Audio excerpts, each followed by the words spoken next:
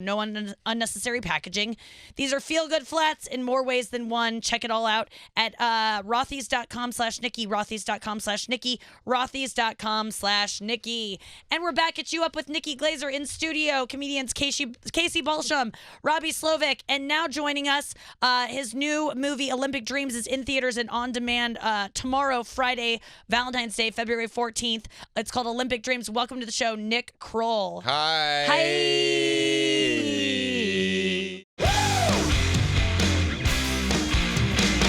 I'm sustainable as well. Are you? Just toss you in the machine? I'm trying to be. Yeah. It's so hard, dude. I know. What do you do to, like, be better to the planet? Like, do you feel like it's all ending soon? Well, I use a Diva cup, first off. Thank you. No more tampons. I love that you even know what that is. Oh. How do you know what that is, Nick? That's my fetish, Nikki. Dude, the Diva cup is so scary because you have to, like, change it and, like, pour it. Yeah. And you have to just, like, to wash carry a cup of blood. Shot glass. If you accidentally like trip in a public restroom, you have blood. Yeah. It's like, it's so dangerous. I would never. But it's really No. good that you're doing I that. couldn't. I don't like the idea of pulling something out of me one finger and then It it's feels so homework. satisfying, And then it's though. homework. Yeah. It's homework. It's a little bit of homework. Yeah. It's a job. But yeah, so no, I do the Diva cup, obviously, first and foremost. Yeah. I try to throw away all my plastic bottles. Mm-hmm. Is that what sustainability is? I Is think that... just get rid of them. We don't want to see them. Yeah, if I get them out of sight, out yeah. of mind, and so I'm sustainable in that way. It's so hard. And that's about it. Yeah, turning off lights. I've been trying to turn off lights, and I am weirdly much more. All of a sudden, in the last like 6 months, I've just become weirdly more aware of stuff. I think that I saw some National Geographic or Planet Earth or whatever where you saw birds that were dead, and they like you saw their carcasses, and you saw like multiple like bottle caps Yes. inside of their stomachs. Oh, wow. In there, and I was like, whoa, Yes, that is it looks gnarly. like the inside of a vacuum cleaner, like Totally. just like all the debris. Yeah, or the inside of my Diva cup. Yeah, just a lot of Just loose bottle caps. plastics. Yeah, I think there's something wrong with me. Wrappers. I don't know. I could be wrong, but I think there might be something wrong. Yeah, it's at this point, like, yeah, there's just so, but the animals all look so happy with these plastics in them before they die. Like, the thing is, birds never look like, oh, they're always just like, Yeah, you know, like they look chill. they're fine. so chill. Birds are so chill. Pretty I chill. love birds. Do you have any pets? I have 40 birds in my house. Do you know anyone with a bird in their house? I mean, I want to get one. But, do? Yeah, oh yeah. Angela Trimber. Do you know Angela? Yeah, I love Angela. She has a bird. That's who makes me want to have birds. Is Yeah, Angela. she seems cool. Yeah. But my early days in LA, I was like went on a date and went home with this woman, and I got in her place, and it was like, this place smells so weird. And it was like, oh, she had a bird. And it was like, it smelled, it wasn't Angela, but Right. whoever, it was like, I was like, ooh, this is not going to work out. Oh, wow. You got a stinky bird in your house, and it's not going to work out. So that's why I got 40, so that like, so it's all about balancing Yeah. those bird odors. I'm into pigeons. Me and Mike Tyson do carrier pigeons back and forth. Thank you. have you ever had you don't have a dog or anything like that? No, I don't have a dog now. I had dogs growing up. Yeah. And I do love a cutie. Do you have a dog? No, I mean, I gave them away to my parents. I had them for 2 years when Good I lived for in LA, and then I you. moved here, and I was like, I can't deal with these And are things. your parents happy to have them? Yeah, they're so happy. I just realized I fostered 2 dogs for like 2 years. Yeah, I mean, I just think like if you get a dog, you have to be truly ready for the responsibility of being like around and available to the dog, and at this point I just have not. I'm like, oh, what? I'm gonna have my dog sit in my house for like 12 hours a day. It's or just pay someone to come over and walk it all the time, and then you have someone in and out of your house all day. Yeah. And I pay a dog to hang out with me on weekends. that is probably more cost efficient. It is, but the dog just eats the money. It's like it doesn't even know. It doesn't know what's going on. Yeah, I mean, I do cover the money in peanut butter, so that's on me. Nick's new movie, Olympic Dreams. This is your first feature film that you wrote and star in and everything. Like, this is your first. No, this is a weird it's a interestingly specific project because it's I made it with this couple, Alexi Pappas and Jeremy Teicher. And Alexi is a summer Olympian. She ran at the Rio Games. Wow. She runs long distance. And at that game, she was in the gym and met this doctor. They're volunteer doctors and dentists and chiropractors who go to volunteer to be at the game so they can go to the Olympics and meet the athletes and stuff. And this doctor asked her out, and she was already with Jeremy, and so they sort of thought though that would be maybe an interesting premise for a movie of this athlete and this doctor or volunteer, and they got a grant from the Olympic Committee to do an artist in residence grant to make some art at the Winter Games, and they decided they were going to try to make a feature film, and so they brought me this outline scriptment for the movie. And 2 weeks before the Olympics, and I signed on to do it with them, and then I started to help shape the script, and the whole movie is really improvised based around this outline. So to say that I kind of wrote it is, I mean, I wrote it with them, but it's really their project that I joined in on, and we went to Pyeongchang in Korea, and the three of us shot this film on our own. There was no crew. There was no crew at all, because they only give out so many passes when you go to the Olympics. We were in the Olympic Village, and because we were there as a part of the Olympics itself, we had kind of unprecedented access to the games. We got to kind of go to all the events. We shot at the events, which is unheard of, and we shot in the Olympic Village. Nobody gets access to that side of the Olympics. You kind of see the gold medals, and you see the dramatic video of them training at home, but you don't actually see their lives inside of the games. And so the whole movie takes place in the dining halls, in the dorms, in the medical centers, in the athletes' lounges, in the all these places that cameras never are. And because we had all this access, we didn't have space or room to have a crew. So literally, Jeremy directed it and was the sound guy and the carrying the camera bag and the sound bag, and me and Alexi were doing our own makeup and wardrobe, and we would just run around and shoot wherever we could, very guerrilla style inside of the game. Did you almost prefer that? Because that kind of sounds fun, not dealing with, because I think when productions get big, there's a lot of time that's wasted where you're sitting around waiting. It sounds like you... Yeah, you're much more mobile. I mean, there were moments where it was freezing cold in Korea during the Olympics. Even the athletes were Winter Olympians were no, this is fucking cold. Yeah. So there were elements that made it really hard, just because we didn't have a driver to move us around, so we're trying to navigate being at the Olympics in Korea, trying to get volunteer drivers to take us where they're not supposed to take us.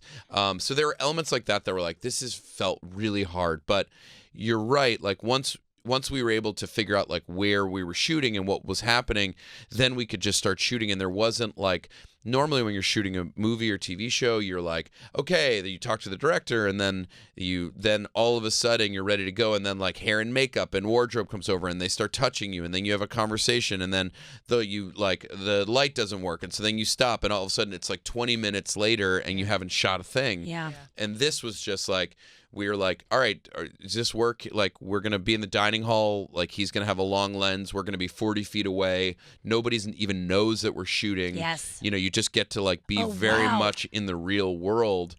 And that's how we got to shoot the movie. So it was cool. Or we'd be ooh, this ice village in the middle of Pyeongchang that they've constructed is beautiful. Let's get out of the cab. Let's shoot the fight scene here. Or oh my God. So and it was incredibly mobile. Was it exhausting? It was. How long were you doing this for? How long did you shoot? I think they had me for about 15 days, because we were in the middle of writing Big Mouth, the Valentine's Day episode, and they brought me the offer to do the movie, and I was okay. We had to stop writing the Valentine's Day episode. I flew to Korea, shot for 15 days or whatever it was, landed back in LA, finished writing the Valentine's Day episode, and then me and Mulaney hosted the Spirit Awards for the second time, so a week after that. Jesus, so it Nick. was it was a intense kind of month or so, but it was so it was just such a weird, like, I don't know. You're a sports. Are you a sport? Like, are you Olympics? No, nothing. No. I like the Olympics. Like, Yeah. I like that weird, all of the like kind of that. I like sports where there's a stakes. Like, I like the Final Four. I like the Olympics. I like playoffs. I can't really watch like every basketball game or whatever, but When it gets down to it. when it gets down to it, when the stakes feel really high, I really dig it. And seeing all these athletes like at this moment in their life, because the movie's really about Alexi, who plays this character Penelope in the movie. She's a cross country skier, and it's really about like an athlete who gets to the Olympics, has her race, and is then like, now what am I supposed to do with the rest of my life? For us, like as comedians, it's like, we keep trekking along and figuring out the gig, and then you're like, well, that gig was good, it wasn't the one.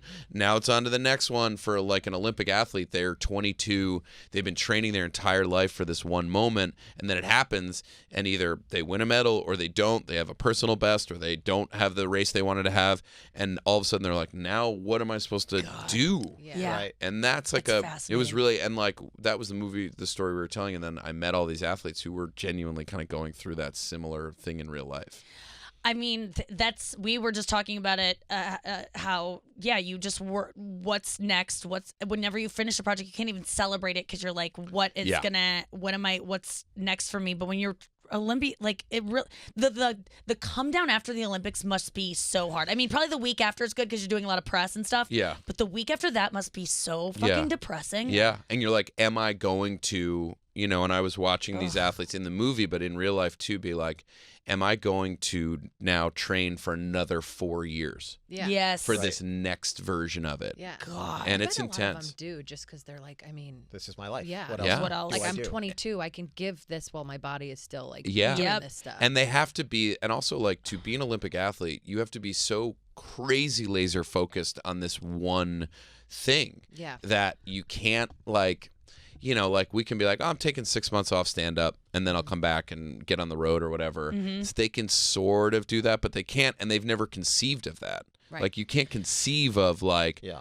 I mean, I know for us, I mean, I would assume it's similar for you guys. Like I can't conceive of not like doing comedy, but there are times where I'm like, I'm need a not break. fucking doing Yeah. comedy, Yeah. Yeah. For them, there's no choice in Yeah. the matter. I got to be in Right. a bobsled 11 months a Yeah, year. exactly. Or I lose my mind. Yeah. And also knowing that one day I will not be able to do this anymore. Like I will Yes. age. I mean, and there's parts of being like, young, like relatively young, that you think maybe that's why I'm successful. And then like, will this all go away when I get older and people don't care? I mean, there are examples of comedians that are older and that make it, but there's always a part of me as a woman who started when I was young that was like, when I have? I think a our timeline? time, and I would Yeah. say for everybody it's different, but I think like the timeline for a comedian or for an artist, while you might have a moment where it's like, this is my window where I'm young enough and relevant and all that, like it physically doesn't go away.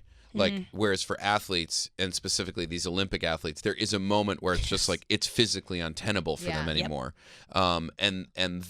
And it's different ages. It's not all like, gymnasts is like whatever. They're so young and Yeah. and Yeah, they have to 11. be young to be able to do it.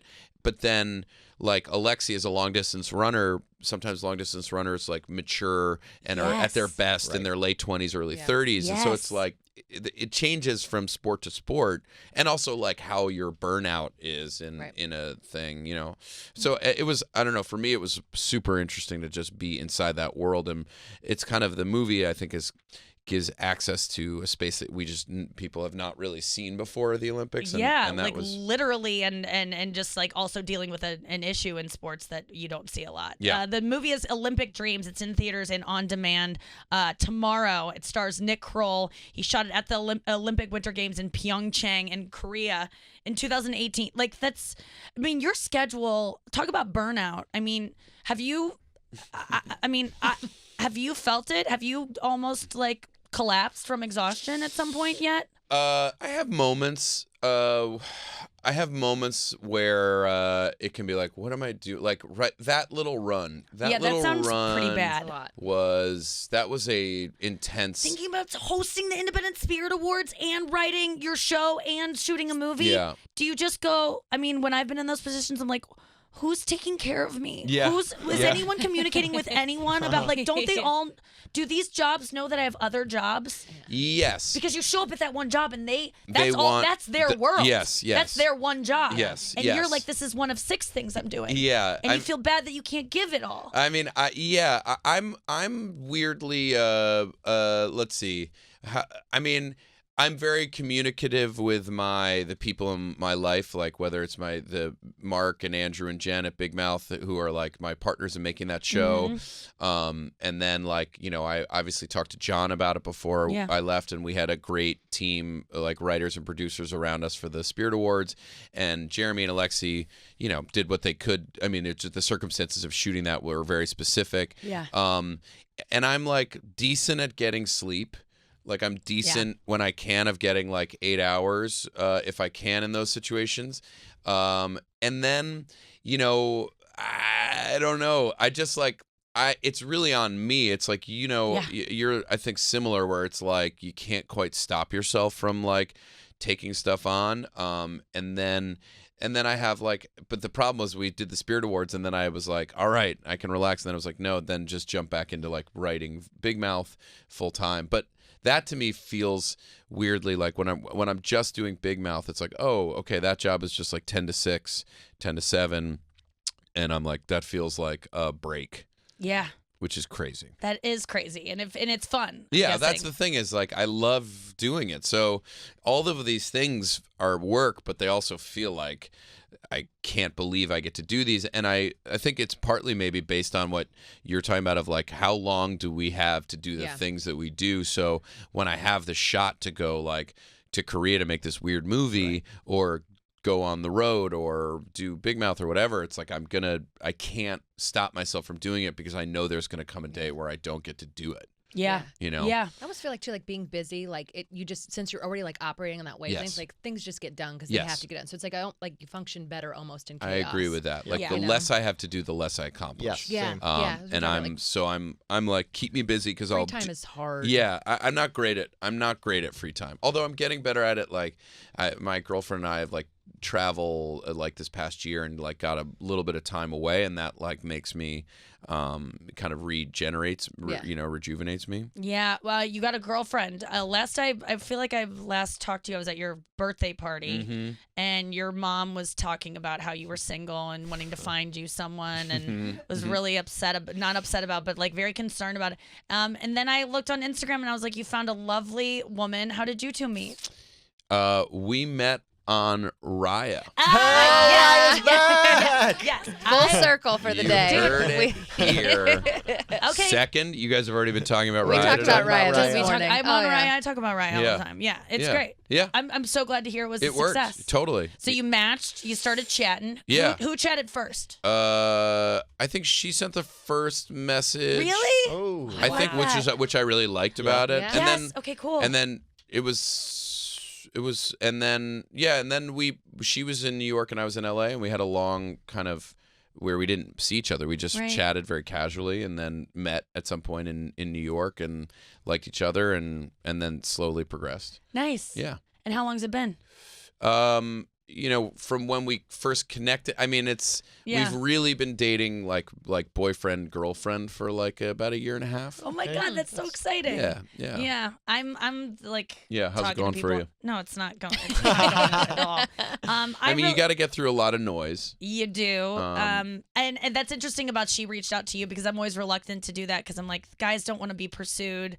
They don't want the girl to make the first move, but seems like I've been hearing recently it might be the move. I mean, I just think like you have to figure out who, like, what you're like. I don't like playing games, and so I'm just not in the business of like, what's this strategy of this thing? Like, yes. I just, because I'm not good at it. I'm like, I like you. Do you like me? Great. Like, the older I've gotten, the less I'm like, I don't want to have a fucking dance here. Like, I don't have time. I'm like, I want to know if you want to meet up and hang out.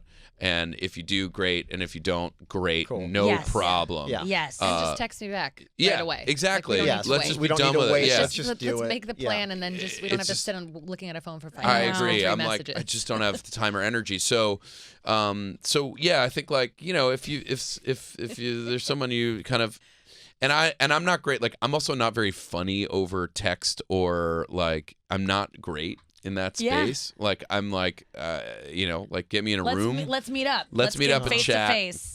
Yeah, that's where you're gonna shine. That's where I'm gonna shine, baby. But Let me show you my diva cup. Yes. But you're right. Like this game shit is just getting so old. But the thing is, you can convince yourself that guys are playing games when really they're just not interested in you. Sure. And you can be like, oh, he's just like. He's trying to seem less, and it's like, no, he's just not. Just not into it. Yeah. And it's hard because you just, as a girl that's single in her mid-30s, all your friends just fill your head with like, you're amazing, you deserve someone so good, and then when you get rejected, it's just like, am I really that, like, over and over? Am I? No one's really feeling the way your guys are feeling. Well, but just remember, there are plenty of guys who are feeling, if it makes you feel better, rejected by you as well. Yeah, I know. That's really true. So that's the thing, and that's the bummer about the human experience, is that you're like, you can't remember, like, all you can think about is like, that person rejected me, and you're like, what about the 5 people that you? That I was like, no, you were like, no, thank you to. You're like, yes, you do forget about that. Yeah, and that's part of what makes this so difficult, is like dealing with guys and chatting with them on Raya, and like, I feel like their expectations might get to a place where like, oh, she's going to have sex with me, and then I don't even want to meet up with them because I'm like, what if I don't want to have sex with them? Then I'll have to owe that to that. It's just like, it's so much. But it is. They're a couple, and they're both comedians, and I'm interested in dating comedians, and you are. Yeah, it's like all that I like. You like funny. They got to be funny. And they got to be funny and like smart, and I mean that's just like a sign of being smart. And I just don't want to be funny in a relationship. Like I don't want to be the one carrying the funny load, or like make me roast me on a date. I get that a lot, and it's just like, it's brutal. God, I have people write for me for the roast. Okay, everyone just understand that I'm not someone who can just like roast right away. Shut up. It is that. I mean, that's the funny thing about being a comedian, is you are expected to be funny at all times, and like I think my girlfriend now realizes like, oh, I'm not. I'm not funny all the time at all. And she's like, I thought you were gonna be funnier, you know. But she's funny. She's got a good. I mean, she's not in the business, but she's got a good sense of humor and is really smart. And like that was realized like, oh, I need someone who is like smart, like a comedian. Yeah. Yes. In the so way that comedians are smart. Overthinking, thinking quickly. But I also, it was like nice. I think the beauty of something like a dating on like, off an app is that you do get to connect to people who you wouldn't normally meet in real life. Yes. And that's like, to me, I'm like, that to me. And sometimes you're like, oh, I know that person in real life, but I've never had the chance to like. Yes. It seems super modern, but it's actually very old school to start a relationship with like a correspondence. Yeah. Like a line. Totally. Just writing getting letters. to know each other. Yeah. Yeah, exactly. Yeah. My dearest Nikki. Yes. That's okay. I have hope for Raya now. Like thanks for admitting that you met on there, because people are always just like, just through mutual friends. I saw her one it's time. like, I went up to her. Yeah. No, it was Raya? like I think there's something kind of romantic about it, to be honest with you. Because I'm just like, these two people would never have met in real life. Yeah. Like and then of course like we started dating and realized we had various connections to each other in various ways, but I don't think we would have ever met in real life. Yes, then that's really cool about it. Okay, I have a new perspective. Olympic Dreams is the movie. It is in theaters tomorrow and on demand. Do you have any Valentine's Day plans other than like attending maybe your own premiere? No, we're apart. We did a little thing last week. Oh, that's nice. Yeah. So I'm no. And Big Mouth right now is where are you at in that? Big Mouth is we are writing. We're way ahead of whatever has aired. So I don't know. I never know what I'm supposed to say. Like where we are in the process. But season 4 will come out like probably in October. Wow. But we are chugging ahead. We got a lot of episodes to make. So we're plugging away and just I'm in the room right now writing and voicing and it's great. Congratulations Thank on you. everything. You're so fucking funny. You're one of the funniest people who exist. Thank I believe. you. And like the Kroll show, I mean, if you haven't watched, if you're listening and have never checked out the Kroll show when it was on Comedy Central, brilliant. One of the best Comedy Central shows ever. Like Thank you. How do you look back on that often? Are you able to celebrate the things that you've done in your past? I'm trying to move on. I'm trying to be better about it, and I'm specifically now. Kroll Show feels like pretty far in the past now. Right? I mean, like we premiered I got a couple like about a month ago. Yeah, early January. It was like 7 years ago. Kroll Show premiered. Yeah, and that's crazy. That's crazy to start being like, whoa, that was 7 years ago. And that was like, I can't believe I'm going to have a sketch show.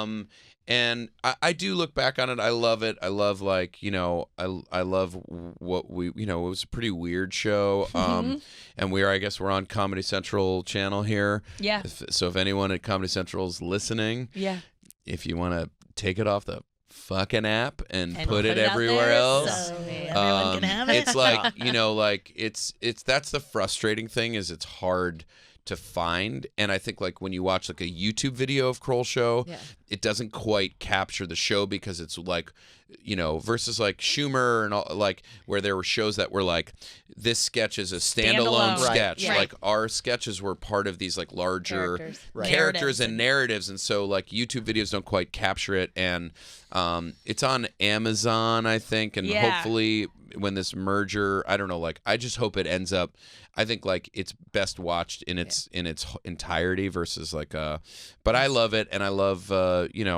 people that I worked with on it, and I just ironically just rewatched the pilot, like which I had not watched since it came out, and it's super weird. It's super weird. Like you can't even believe the things you got away with or that they let you do. And it's like weird.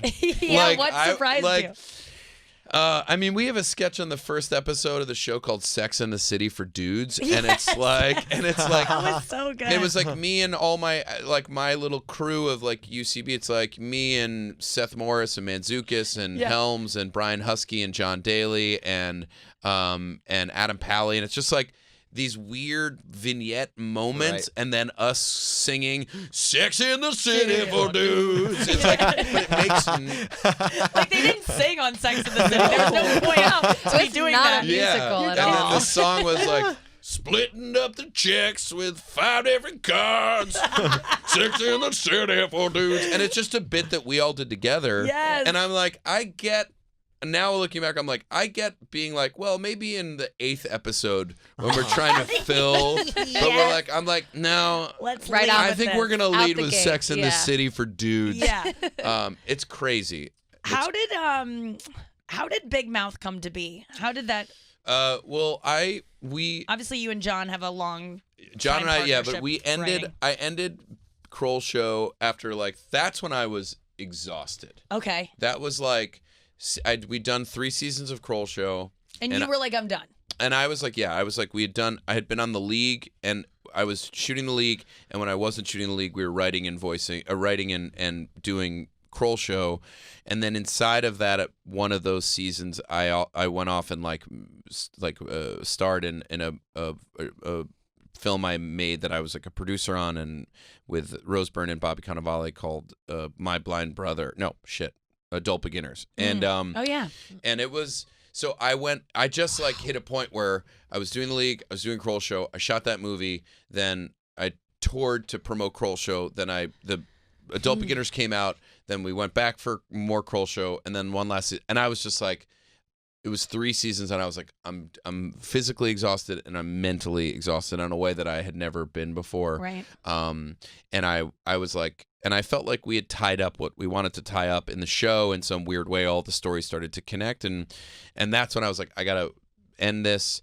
And I was like, I need to reset. And once I reset, out of that, Mulaney and I started figuring out that Oh Hello show we did it, in UCB in LA for a minute, and then brought it to off Broadway at the Cherry Lane Theater. Mm-hmm. And then Mark and Jen and Andrew brought me the idea for Big Mouth, because Andrew and I grew up together. We had been, since first grade, we'd been friends, and he had become a writer for Family Guy, and they brought me this idea for this animated show.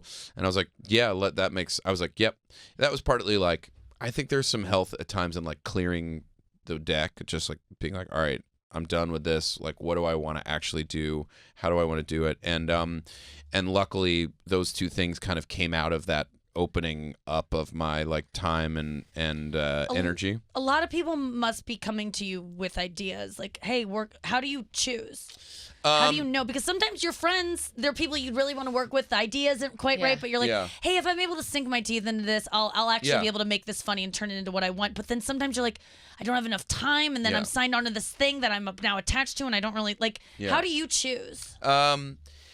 It's really, as time has gone on, and really the lesson I learned out of Oh Hello was like, only do the things that seem really funny and fun to you, like that seem fun and interesting, which is sort of how I ended up doing this Olympic Dreams movie. Was like, this feels like something new and different. I'm just gonna like, I don't know what it's gonna be, but I want to take this chance with it.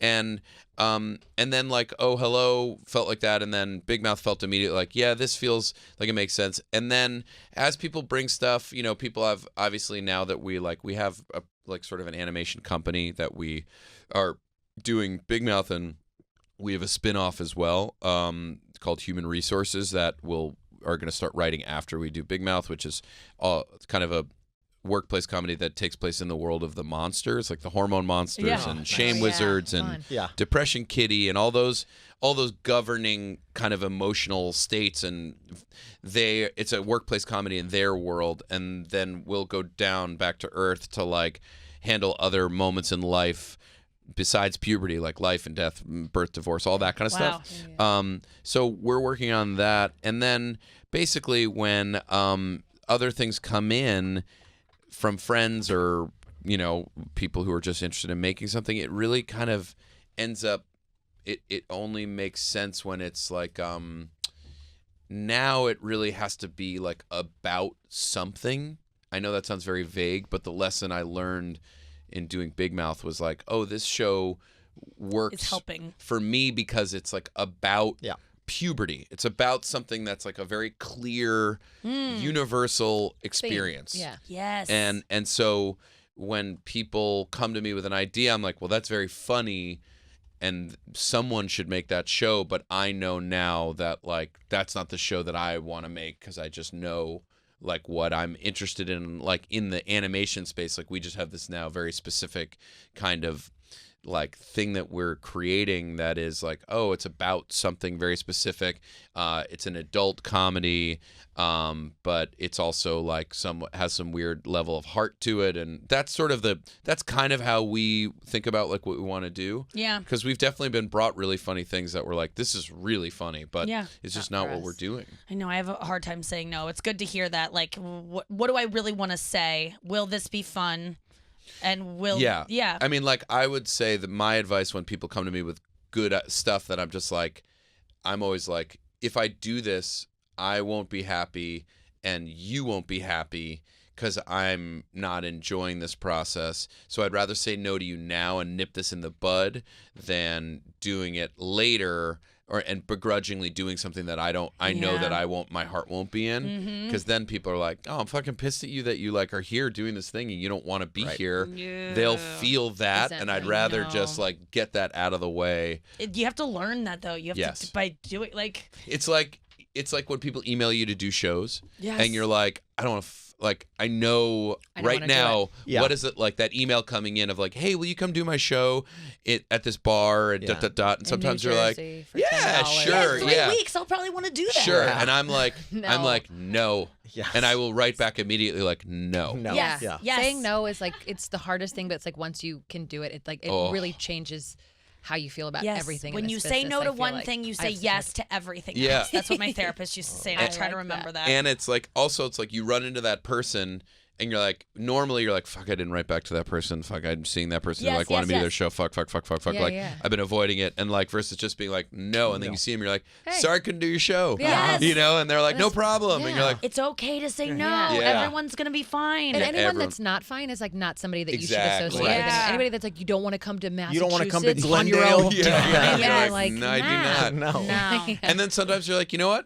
I do want to go to Glendale. You're like, I'm ramping up for something, and this, and I need to run spots. Like, great, like I'm there. And so, and I also like, so I also have pushed a lot of that off onto my assistant. Yes, that's nice. But even still, because I remember what it was like booking those. When I used to book shows in like New York and and LA to an extent, but really when we were starting in New York and like I was doing shows like Rafifi all the time. Yeah. And you try to get people to do the show, and you're just like trying to get someone who's like got some credit to like come and do your show because you think that'll like bring people to the crowd. Yeah. And then you're like waiting for a month for them to respond, and they don't, and you're just like, I was like, I don't want to be that person. Yes, I want to just be give the them a person who's no. like, no. Yeah. And they're like, great, moving on. Yeah. Well, I'm glad you didn't say no to being here today, Nick It's Kroll. my pleasure. I really appreciate you coming in. I like, you're hilarious and the show's great, and it's fun to talk to people. Like, you do all this press and you're like, then you get to come and talk to your people, and it's fun. Yeah. You're just you're one of my favorites. You always have been. You just are so fucking funny. Thanks. And everything you do is like a success. And I hope it continues for you. I mean, I'm sure that you could bring up some things that weren't. But to me, it feels like just I got a looking few at things this. in my mind. Just everything. You're just always so reliably funny. Thank all you. the time. Oh, Hello on Netflix. If you haven't seen that, We saw it God, on Broadway. You saw it on Broadway Oh, it's too. amazing. Everyone that's Yeah. on Broadway was like, I didn't get a chance to go, but I loved everyone. it. Thank you. Yeah. Most laughs per minute Thank you. that Yeah. anyone has ever talked about. So it's currently on Netflix, but you got to go also to see Nick Kroll's newest movie that's going to be in theaters and on demand tomorrow. It's called Olympic Dreams. Nick Kroll, thank you so much for being here. Thanks for having I'll me, see you guys. soon, buddy. Thank you so much for watching that clip that you just watched. Did you enjoy it? I hope you did. If you did, thumbs up it. Why don't you subscribe? Why don't you just keep watching more videos? Let them play. Share with your friends. Go share on your Instagram story. Go just have a great day.